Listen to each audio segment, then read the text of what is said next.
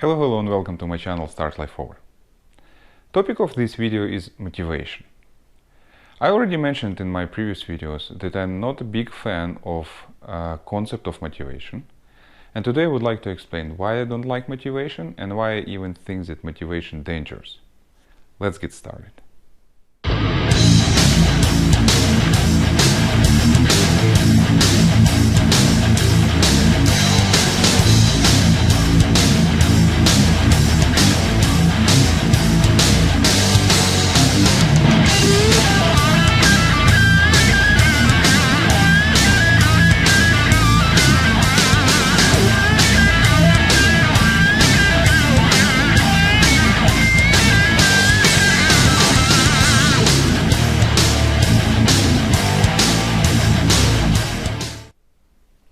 As I'm a man of practice, let's discuss practical cases when we don't need motivation and when we supposedly need motivation. We don't need motivation, number one, our basic needs. Food, drink, pleasure. No one needs to motivate you to have a dinner if you're hungry and drink a water if you're thirsty. It's simple.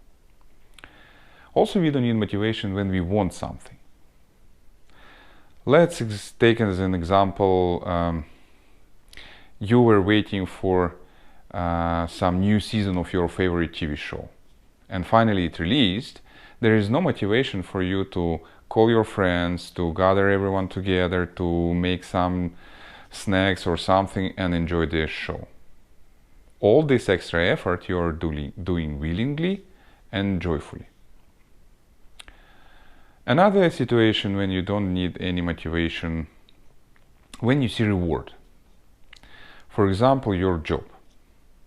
There is no one motivates you to wake up in the morning, to dress up and drive to work, because you have a reward, either social status or salary or enjoyment that you're feeding your family and so on and so forth.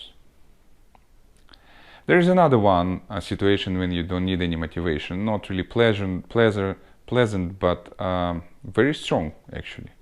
Fear.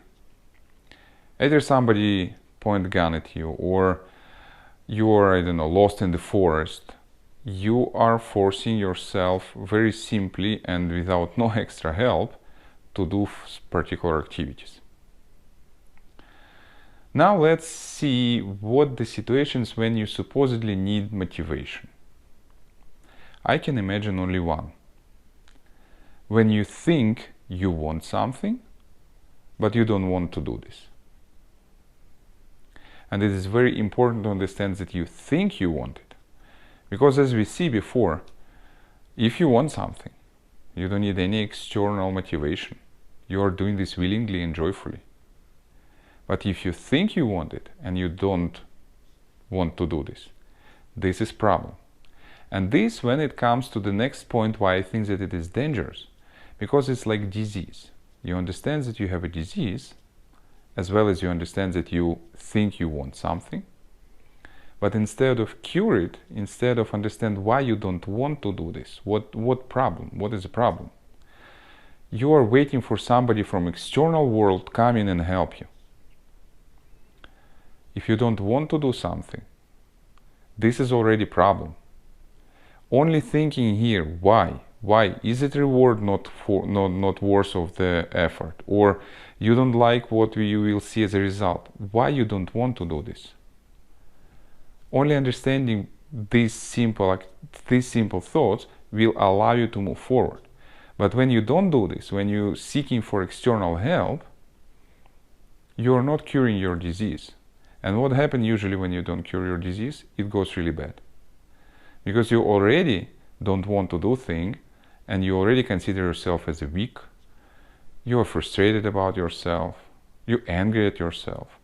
And this motivation will not work because you don't want it. You think you want it, but you don't want to do this. Eventually you will give up.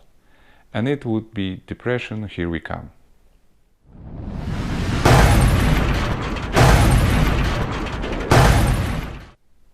On the other hand, I don't want to completely dismiss what people are doing on so-called motivational field.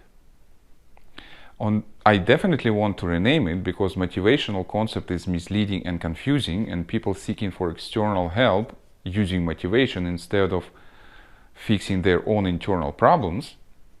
But there are definitely some positive areas that we should use. Let's see it like we have two types of motivational things. Either it is speech, like, I don't know, famous person has a speech in front of freshly graduated students, for example, or in front of auditoriums that is waiting for his or her explanation of success story or vision of the future. And second one is when, I don't know, like trainer stays on the line of the field and screaming at guys, we can do this, last push, let's do this, sounds like this. So second one is very simple. It's stimulation. It is one-time moment when you need burst of energy, which stimulates your sympathetic nervous system. This is all it is. It is only here, only now, only like this second. It would be very funny to see if next morning your trainer will come in your bedroom and will start screaming, you can do, wake up! Right? You will ask, are you okay, trainer?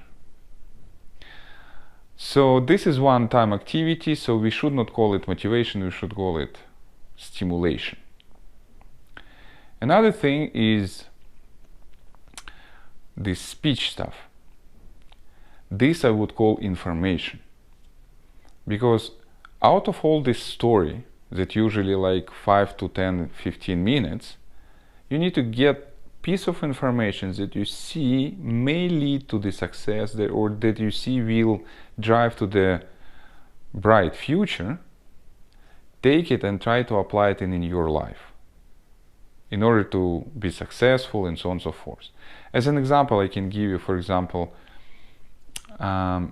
speech of Arnold Schwarzenegger. I already told that I admire this guy, but out of his like 9-minute speech, I took a couple of things, and one of them, for example, is he's always smiling. When people ask why you're smiling, you are doing so many heavyweight activities and you're still smiling in the gym. And he said, because I see my goal, I visualize it, and I understand that each and every set, each and every push brings me toward my goal. Therefore, I'm always smiling. This is wonderful. This is very positive. This is very interesting concept, and I actually try to apply it every time when I'm working out in my gym. I'm actually trying to do the same. I'm trying to smiling because I understand it is moving me towards what I want. So such type of activities like informational and stimulation, this is what we need to understand, not motivation. Again, only self-motivation, only self-motivated people can get success, can achieve result. If you are looking for external support, sorry, you need to find something else. Hope it helps, hope it makes sense.